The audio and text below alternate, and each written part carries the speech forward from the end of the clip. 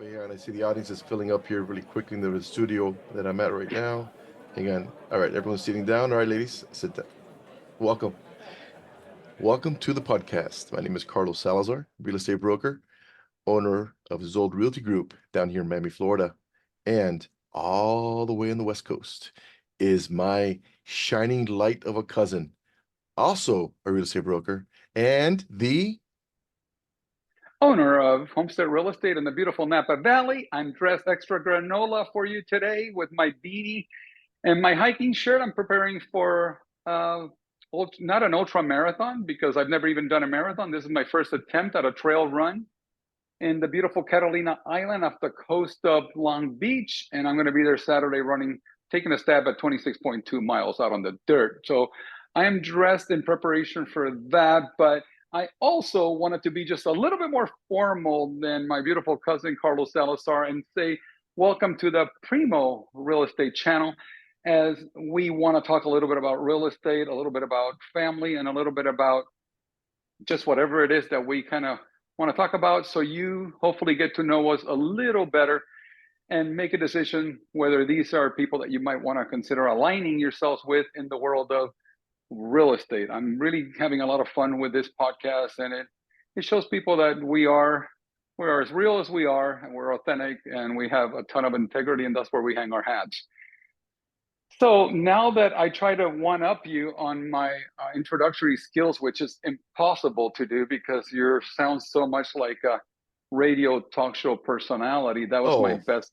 That was my best effort at and we that, forgot. buddy. Hey, we forgot the unleashed. Unleashed. You see? Super important.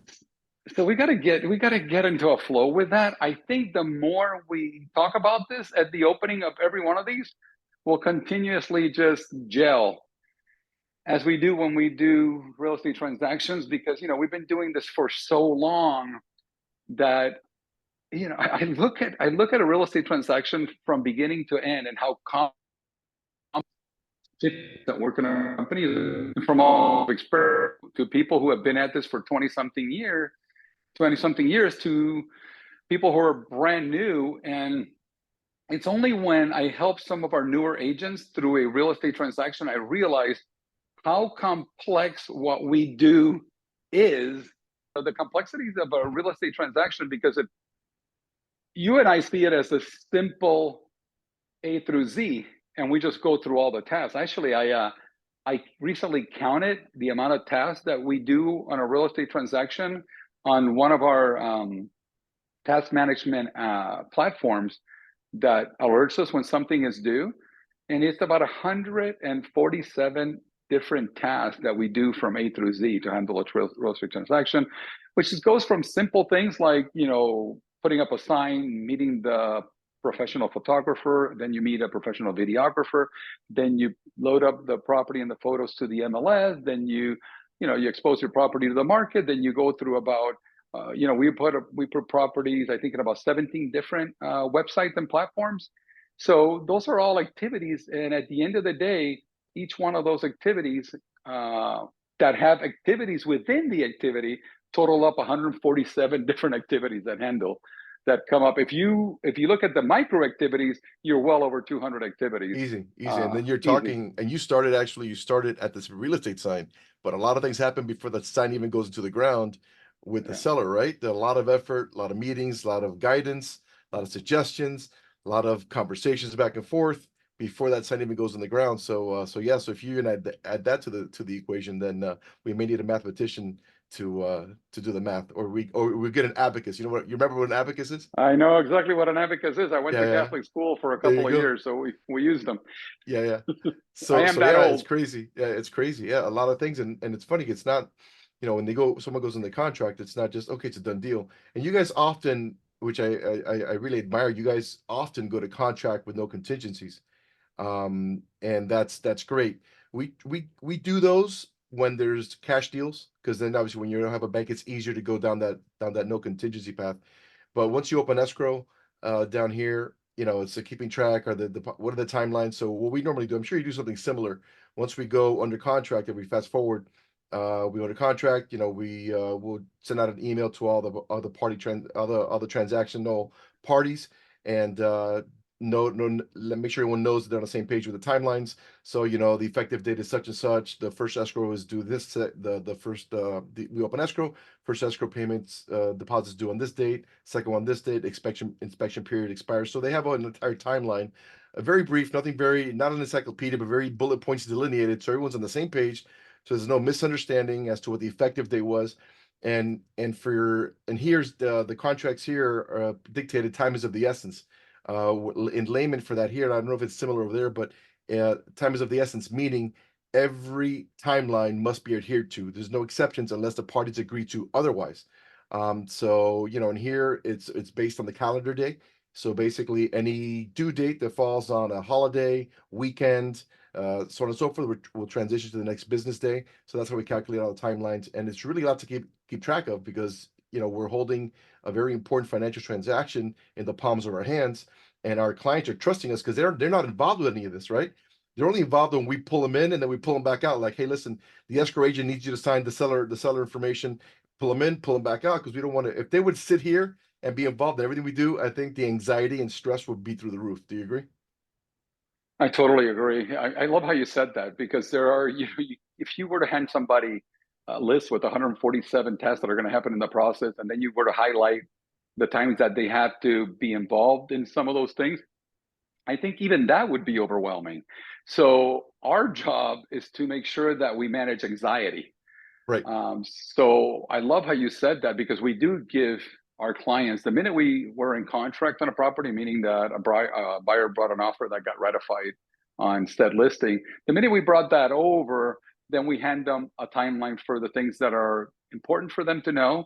But we definitely do not involve them in the minutia because if we were to do that, the anxiety level would be through the roof. Our job is to manage anxiety, certainly manage expectations from the beginning so they know when things are due and that we have their back, and that our job is to make sure that at the end of the day, it's sort of, I know you've been to the Four Seasons or to the Ritz-Carlton, and you go to places like that, and it's catering from the beginning to the end, from the time you get out of your car as we take you through the process. And when I'm talking about 147 line items on a task list, I'm not talking about properties that we are helping a seller with a remodel project before the property hits the market, where we let people use our funds to do that without interest free, and then that doesn't account for people who even use resources that we have available for bridge financing so they can buy a property cash and close on it very quickly. So if you were to add those things on there, then the list keeps building and building and building. Our job is to make it seamless, and for example, right now, you don't know about this one, but we just started a new project, about $100,000 refresh on a house that's going to hit the market. And as we're going through the process, we discovered that the backyard fence that we thought was a beautiful ivy, just beautiful greenery, the neighbor calls me to let me know that before I go too much further, the fence is falling on their side of the yard, and we couldn't see it through the green ivy. So, luckily the neighbor next door was super cordial, was a good neighbor. And we, when we give somebody a budget for redoing things of their house to get ready to the market, we pad that. We pad that because things like that are likely to happen. It's not that they're unlikely to happen, they're likely to happen. Yep. So we padded that. We talked to our contractor builder, what is it going to cost to redo that fence? Once we talked to the neighbor was willing to pay half. We didn't even have to call the client because the client already approved the $100,000 budget for their property. And it's something that we don't even have to, and we asked them for the latitude. If something major comes up, do we have the latitude? Do we have your permission to just go ahead and fix it? And they sign on the dotted line and they trust us enough to do that. That's a wonderful relationship when we can do something like that. This house is going to hit the market. We know that the $15,000 additional for fence are going to make the difference in the sales price. That's going to pay for itself. And then some, the house is going to look wonderful. So yeah, we're super excited to be taking this one on. This $100,000 project, we'll get it done in 21 days, and it'll hit the market towards the end of March. And here we go. That in Napa Valley, 4-bedroom, 2-bath, single, 2-story tract home on a cul-de-sac, hits the market in the high 700s. My expectation is that with multiple offers, it goes into the mid eights, maybe high 800,000, and we're excited. The house What's the was square so. footage on it? This house is probably around 1,900, 1,800 square feet, not very big, but it's 4 bedrooms, 2 baths, 2.5 baths, with a downstairs bathroom, 2-car garage, cul-de-sac location. We're refreshing everything in it. Going to get a brand new kitchen, and it's in a great location. We call it the Mac Streets because all the streets are McDonald, McLean, McLemmon, That's nice. McJerry, McCarlos. Yeah.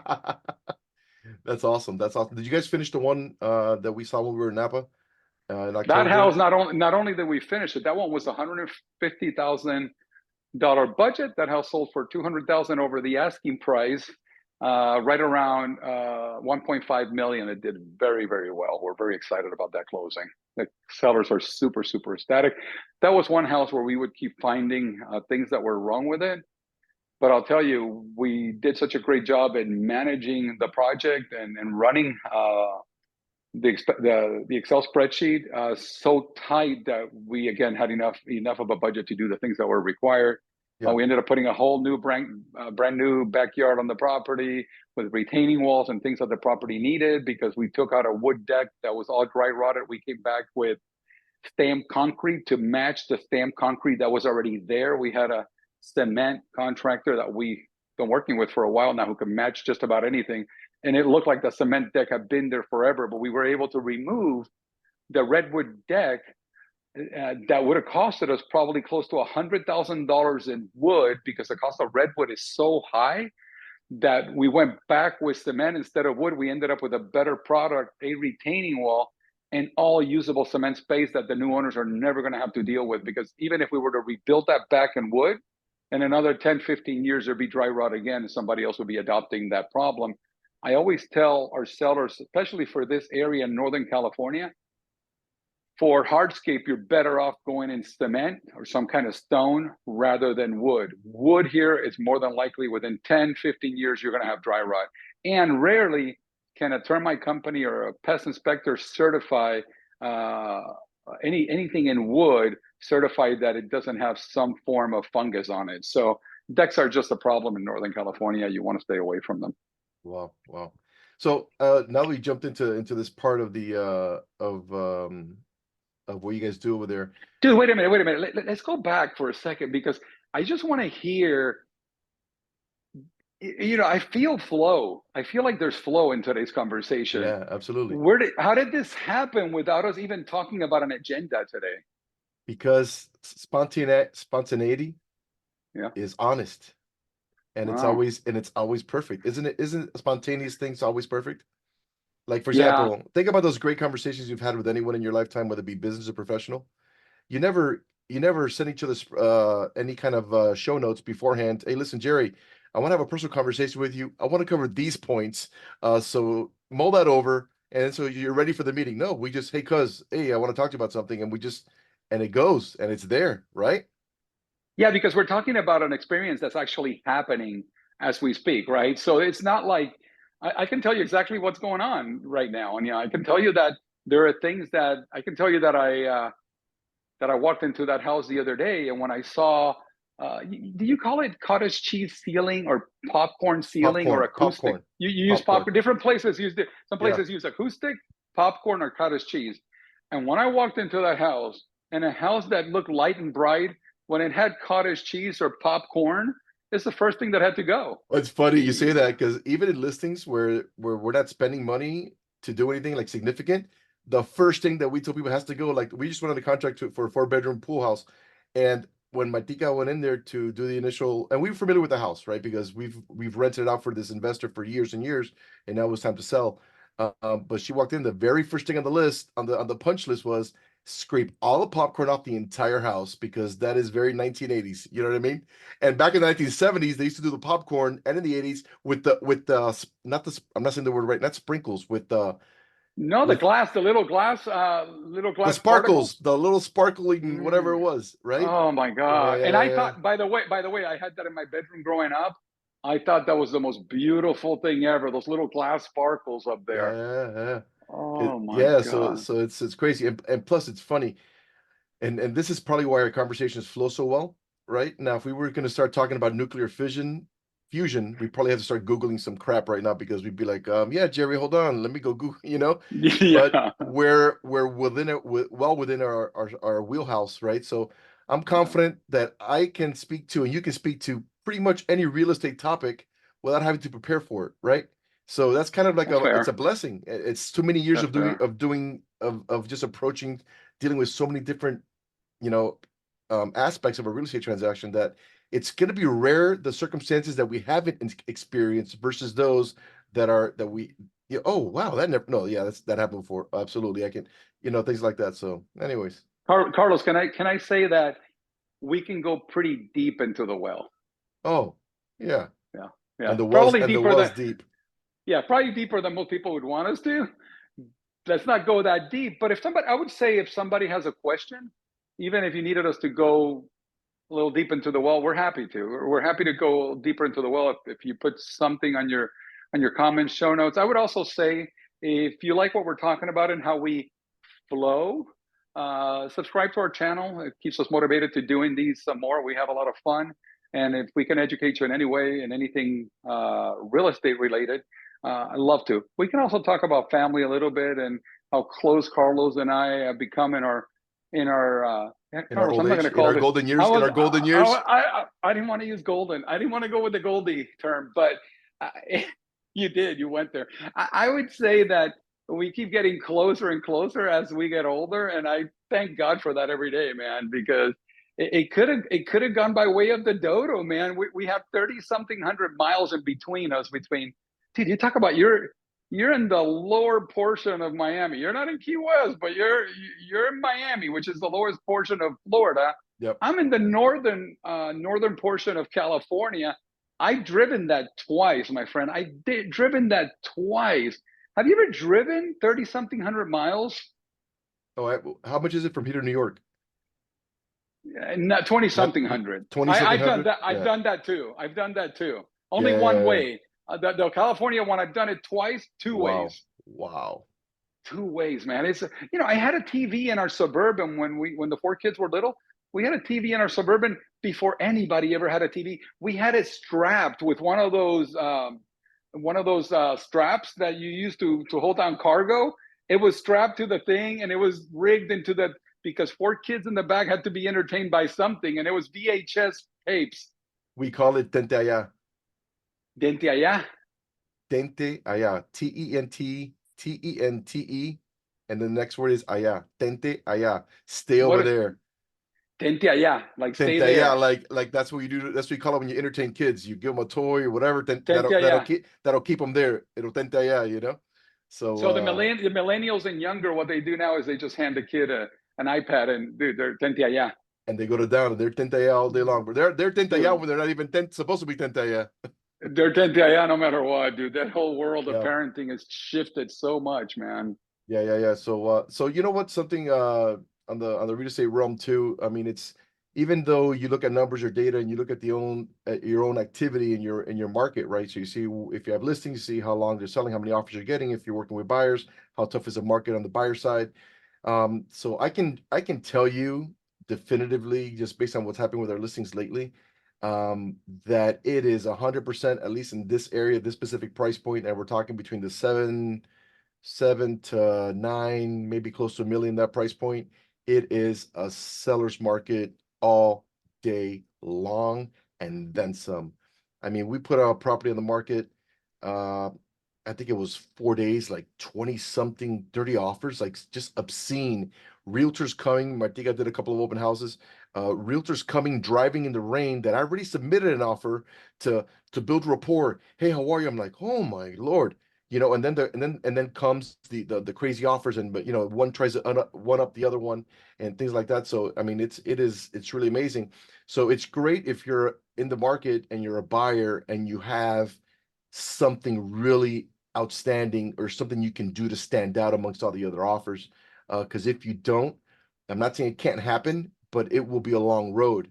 So if you're basically don't have any extra money to give an appraisal amount, for example, if you don't have anything to make that offer really stand out, then it's going to be such a challenge to just compete with so many offers. So it's good for buyers when they're getting to the market to really understand what's happening versus, being sold like a pie in the sky sort of scenario where, hey, don't worry, we just get pre-approved. We got you. We'll find your place. But it's good to level set and set expectations before you jump into the market with a buyer, because otherwise it's going to be a formula for a not very seamless journey. Carlos, I'm going to share with you that it seems like meaning Florida, follow California. So that's the market that we had probably 6 to 9 months ago. So our market has cooled off a lot from that state. I just dropped my headphones, Carlos. It's okay. You have time to look for them. Thank you. So, for example, we just put one on the market the other day. Great open house, live music. We had probably 40 to 50 groups of people, and cul-de-sac location, which does really well on the market for a little bit under 1.3, North Napa Valley. And I would expected multiple offers on that. We only got one offer, and it was all cash, and it came in at 1.2, so almost $100,000 under the asking.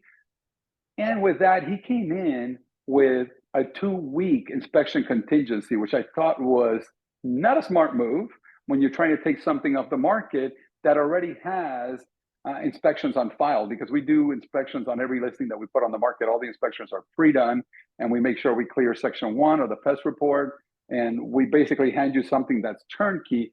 And this buyer decided to come in with a 14-day inspection period, which as a listing agent, all you're doing is making me very nervous, because you make me feel like you're trying to find something to either take a second bite of the apple and get a price reduction, get it further reduced because you are a cash buyer and you think you got this.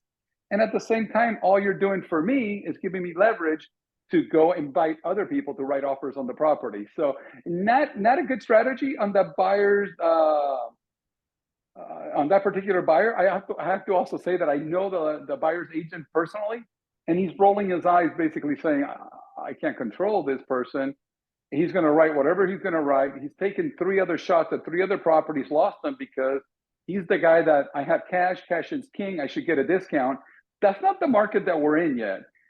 Cash is king, but if somebody came in with a loan at full price, the seller will take $100,000 more for the house because he's got clearances, everything's been handled, and the house just looks beautiful. Who knows what happens? Maybe for this particular buyer, if the house sits on the market 2 to 3 weeks, then the seller might be more open to reviewing an offer that's $100,000 less. The one thing my seller will not do is give you 14-day inspection contingency when you're a cash buyer and supposedly you have all your cash ready to go. And the house is vacant. We can close in 3-4 days. It doesn't have to go that long. So, it's funny. Some people, if you're going to come in cash and you want to get a discount, then I would encourage you to close fast. Give me some kind of incentive for me to talk my seller into going with your offer, because you are cash. I mean, cash should get you a discount, especially if the property's been sitting on the market for more than a minute. Yeah. But you cannot have it every single way, because if there's a good listing agent on that side, the listing agent's going to say there's no reason they need 14 days to do inspections when all the inspections have been done and cleared.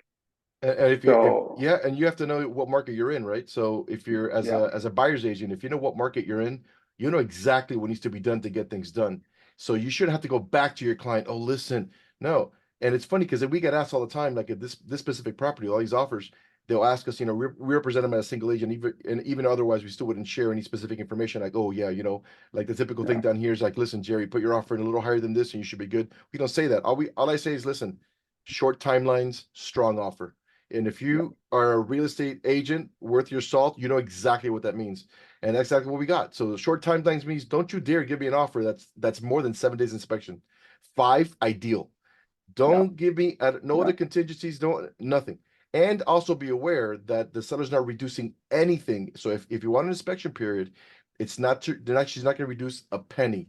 That's before the offer comes in. So and what's funny, they came back on this one and they did the inspection, and there was some minor, it was nothing. It was like something on the gutter to be replaced, whatever it is. So back to making it a seamless experience, like a Ritz-Carlton experience, like you talked about before, piggybacking off that thought. I think I made a command decision, and I'm like, that's the perfect decision.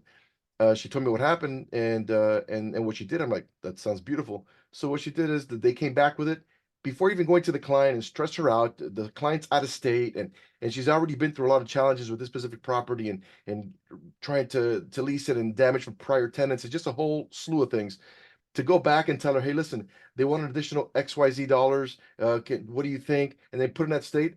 Martika just told you their agent, split that with me and we'll split out of our commission. We'll split that with you out of our commission. And she said, okay. And that's it. So then you go back to your client, not with a problem, but with, hey, good news. They wanted this, but we solved it. We're taking care of it. Because, you have to tell them what's happening. But as opposed to, hey, they want to go back to the well and stuff like that. You know what I mean? And Yep. then, so it's good level setting and knowing what you have to do in this market to get things done. And even if it's not that type of market, I think that always as a buyer's agent, I would think when we were representing buyers, are you still there? Oh, there you are. Oh, there you go. What's that? Dude, I just wanted to just to jump in a little bit and tell you that I got a few additional layers at the Napa Running Company for my marathon this Saturday. Nice, nice. Because it's gonna be 58 degrees. Jerry, is the Napa Running Company sponsoring this episode? No, but I'm giving them a plug. They did a Next good time, job, next man. time you do what they do with like on those reality shows, you blur out the Yeah, name of yeah, the yeah. The name on the company. bag. The name on the bag. Yeah. Unless they want to sponsor us, we're not giving them more free sponsorship. Are you kidding me? Hey, man, Look, I just wanted to impress you with my skills and being able to get a photo up there. I liked it. I like it. That was pretty cool. So I tell didn't me mean to interrupt you. what's happening on the family front? Oh man. It could So I be totally, I totally diverted you, huh? I'm sorry about that. no, you're good. You're good. I go with the flow, buddy. We're like water. We just We it are like goes, water. you flow wherever it flows, that's where you flow. That's right. That's the way it is, man. That I love that. So no, actually, I'm so happy right now because let me share something else with you, dude. I think you're going to be even more impressed if I can pull this off. So watch this, dude. I'm going to show you. So this guy, I just saw this guy this morning, man, and we're going to hang out this afternoon. So that was this morning. I just hung out with this guy, my grandson, Oh my my God. 9-month-old grandson, Hayes, dude, who's almost walking. And we're going to hang out this afternoon. I'm going to pick up my granddaughter at school, 5 years old, pick her up at school, bring them both over here, and then I'm going to cook for them before we get on a plane to go to Catalina Island tomorrow. And then I start kind of just getting myself organized for the run on Saturday. So I'm looking forward about that, man. That's Looking nice. forward So to that. who's going total? The No, athlete, just Susan. obviously. Just Susan and I. Susan and I Oh, are going just to you do this two. one. Yeah, Okay. we couldn't get the kids to go. We're hoping they would jump on that trip. As a matter of fact, I was trying to pull a Carlos on Carlos. I was trying to get them to go hang out at your vacation rental with us in May, Yeah, and we still can't get Sierra on a plane, man. She's still nervous about flying. So really. it was. I told her, you don't have to worry about the wedding. You don't have to worry about. Just come see Miami because they're dying. She's dying to see Yeah, Miami. yeah, for sure, for But sure. she's so stressed about flying. She's still not quite ready, man. It's Oh, unfortunate. well, she Yeah. will one day. It happened to me when the kids were little. I used to be real stressed about getting on a plane. I was Me totally, too. totally, totally nervous. Yeah. I used to be Yeah. a horrible flyer. Let me tell you back, but now I'm so used to it. It's whatever. And you still have a little trace of anxiety here and there. But it's Same funny here. when I used to fly, I used to have these different protocols that I would use to be able to get through the flight. Like for example, so I'd sit and I'm talking about what maybe 20 something years ago, whatever it is. So I would sit in the airplane and I would always stare at the stewardess and stewardesses, right? Not for any nefarious reasons, but I would stare at them because I know that if there was any sort of turbulence and if it was something that wasn't normal, I know that their look would have gone from this to that. Yeah. Yeah. So as long as I don't get this, Yeah. then everything is good. Or I would identify those people that look like the frequent flyers, the guys with the computers, and that they take their shoes off, they're in the socks. They'd be my backup. So I look at them, I'm like, they haven't even batted an eye, we're good. So that stupidity would get me through the flight. I'm like, all right, okay, we're good. You know what I mean? Couple of things would help me. So that was number one for me. We clearly share DNA because that was number one. That I look at the flight attendants. If those guys, and I've been on flights, by the way, that the flight attendants were holding their 5-point harness. They were like, I mean, it was bad. I took a flight out of, this is years ago. I took a flight out of Dallas.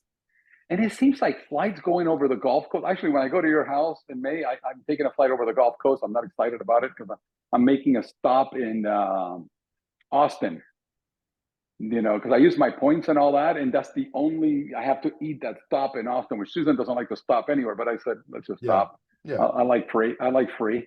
So we're going to fly over the Gulf.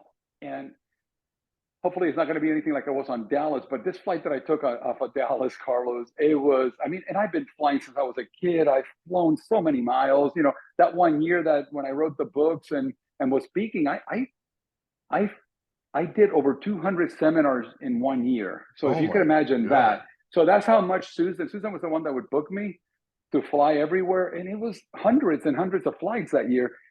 And sometimes there were 2 flights on the same day. It was just insanity.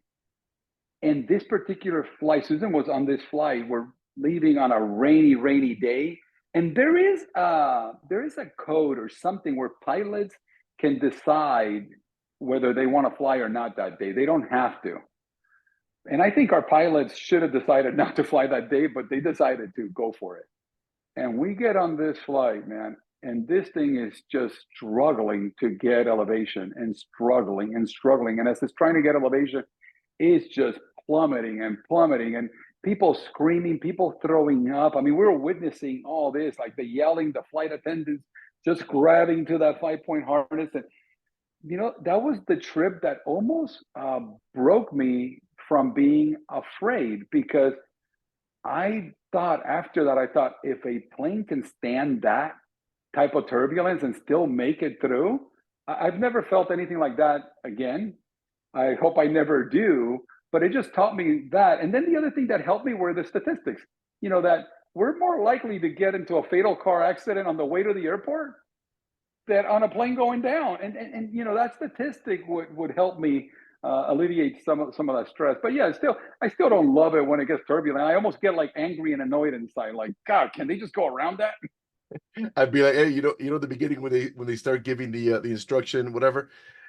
I'd probably be the only one like trying to do a PowerPoint, taking notes. Shut up, she's talking. Okay, so this way, that way, these are the exits. Okay, and she goes, and make sure if you're sitting by an exit door that you're able-bodied and blah blah blah.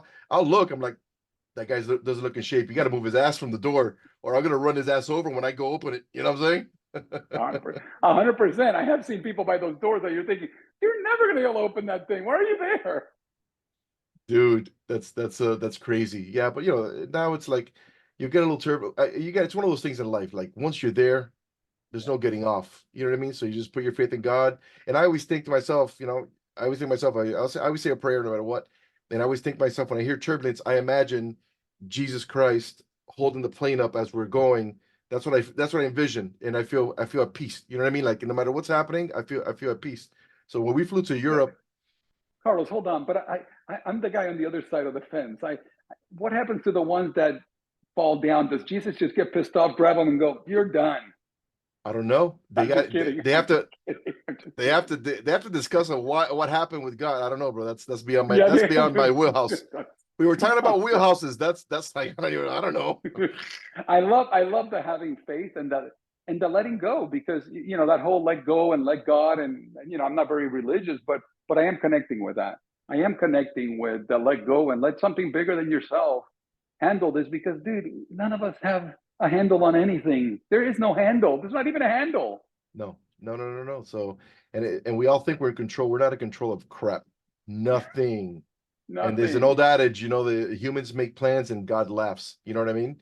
And that's it. Like so, it's a lot of, and I try to live like that. Obviously, you try to be with a little dash of responsibility. Obviously, making sure what's important for your family. But I'm not going to be, oh my God, because in 30 years I can do this.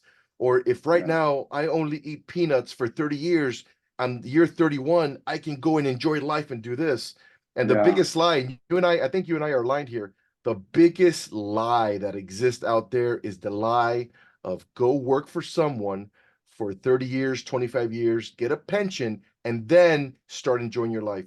Because people don't understand, in those 30 to 35 years, that you're working your ass off for someone else, and oftentimes a municipality, teacher, law enforcement, regular corporation with putting away in your 401k and waiting for that. And those years, the reason that Wall Street big dogs are driving around Ferraris, hedge fund managers are driving around Porsche that have 27 homes in the Hamptons. That's where they make their money from, right? Because all these funds, the 401, all these funds invest with Wall Street. And that's so imagine if the guy that you're putting all your money into is driving a Ferrari and enjoying the laps of luxury during your 25 and 30-year journey so you can start yours, there's something wrong with that, right? Well, So Carlos, before I lose you into that, I also want to take a moment to thank those people that do those jobs, because I'll tell you, no, seriously, I thank I the people. believe you. No, the people that teach and the police Oh, officers I and the thought people. I thought you were about to start backing up Wall Street. I'm like, oh my God, my cousin. No, no, no, no, Yeah, no, yeah, not yeah, at yeah. all. No, I really want to take a moment to honor the people that do that hard Yeah, work of staying with the job for 30 plus years. I mean, I think that's the hardest. Your wife is one of those people, full career in the education field. I mean, those people, and I'll tell you, the people that don't get enough credit, I'll tell you, and it is so sad, because I was one of them for a while, because when I had yeah, my we are produce business, sure. Yeah, when I had my produce with business, I was a shift worker, meaning I worked at nighttime. And people don't understand that anybody, ambulance workers, nurses, doctors, people that work at nighttime are giving years of their life away, absolutely. because these never come back. And anybody that has done that, and people that do that for 30 plus years, are giving up 5, 10 years of their life, because the body wants to sleep at night. It's our circadian rhythm. And we really should honor that when we can. But there are people that are generous enough to work those hard shifts for us. So while we're sleepy, we know we have a hospital to go to, or we know there's a police officer there to take care of us. These are people that we should be thanking, as we thank the military for doing what they do. And it's nuts. But It's just nuts. I it's like it, nuts. bro. I like it. Yeah, and night work that made that when when I first started many years ago in law enforcement, the first thing you go as a rookie, you go to the midnight shift somewhere. And I was all about it, Matika were making a massive cafe con leche. That's what get me through the Oh, shift. And I remember on driving home, like I'd get off the highway and be at a stoplight, and dude, I'd fall asleep in the police car, and cars would just go by. No one honks at you because you're in a police car, and then you open yours, you're like, holy shit. And then I get home sometimes, and I was so exhausted that when I pulled up to the driveway, I'm just gonna close my eyes for like 10 minutes, and then to muster some energy to get out of the car.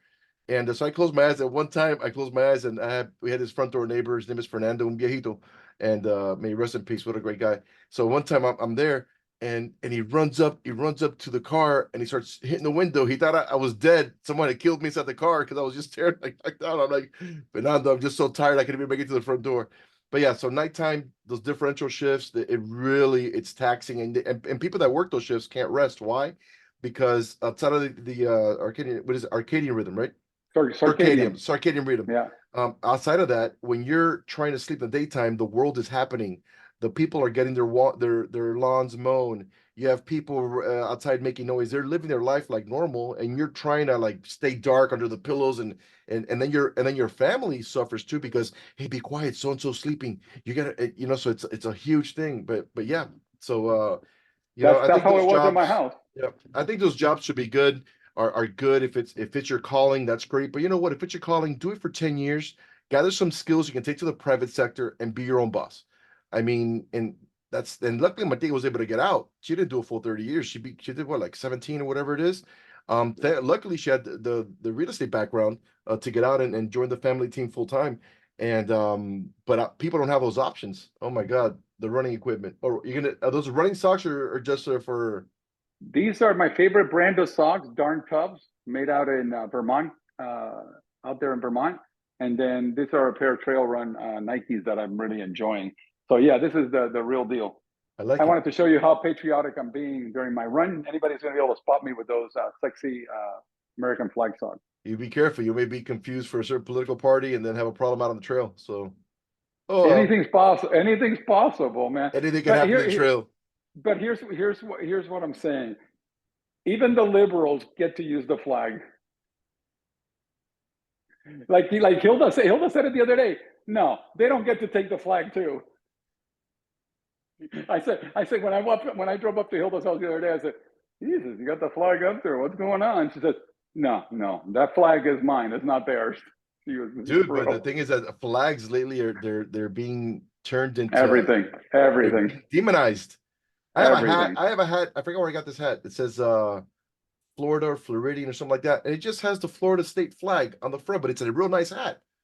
Yeah. And where I wear it, like if I'm gonna go to the gym to work out, I'm like, dude, they're gonna think I'm a racist. I'm like, I don't give a shit what they think. Whatever. Or if you have I have another hat that has the American flag on it.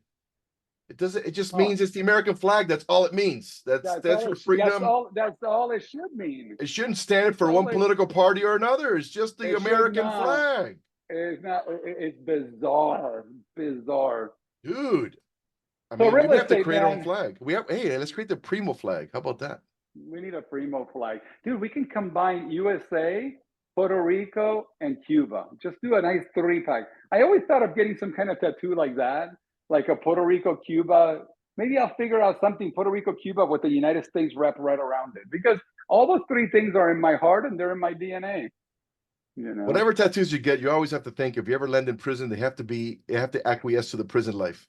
So that's all. Yeah, I yeah. had I had this quick I don't fun have any story. plans. I don't have any plans on that, man. Nobody does. Nobody does. But hey, I had this Yeah. guy back in the days to work with him in narcotics. He was the at that time, he was a nephew of the sheriff.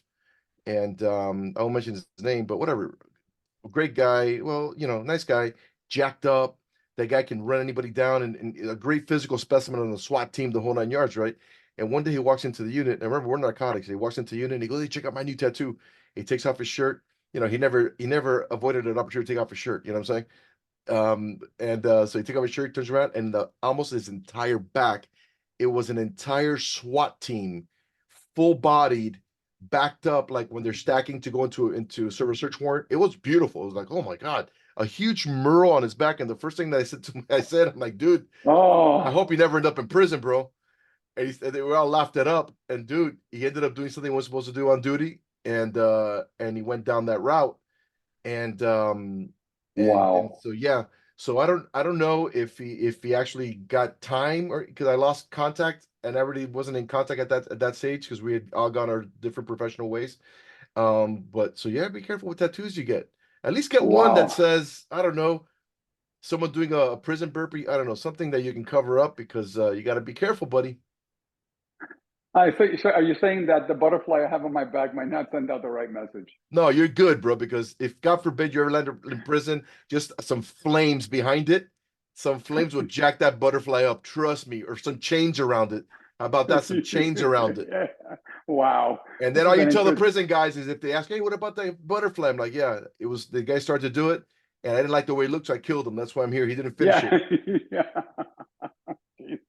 This conversation just went awry, man. I don't know. It's funny because every time it's like I feel like I've been hypnotized. Every time you pop up some jogging shit, I'm like, hey, then how about Let's this? How get, about so let's try to get back to real estate for closing purposes. So, what's the whole thing? I talked to Hilda about interest rates at the office meeting this week.